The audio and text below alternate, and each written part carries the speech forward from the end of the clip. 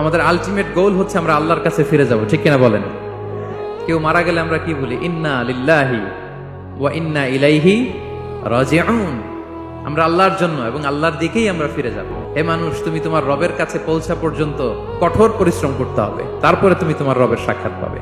তার মানে এই দুনিয়াটা হচ্ছে পরিশ্রমের জায়গা। প্রিয় ভাইরা, এখানে পরিশ্রম না করলে সফলতার দেখা মিলে না। বাঁচতে হলে, সারভাইভ করতে হলে, টিকে থাকতে হলে আপনাকে পরিশ্রম করতে হবে। এই পৃথিবীতে কেউ কাউকে জায়গা করে দেয় না, এখানে জায়গা করে নিতে হয়, ঠিক কিনা বলেন? আপনি যদি পরিশ্রম করেন, পরিশ্রমে যে ঘাম ঝরে শরীর থেকে, পরিশ্রমের ঘামে জন্ম নেয় সফলতার বীজ। এবং সফলতার কোনো শর্টকাট হয় না প্রিয় ভাইরা। অনেকে অল্পতে সফল হতে চায়, লিফট থাকে না, সিঁড়ি বেয়ে উঠতে হয়।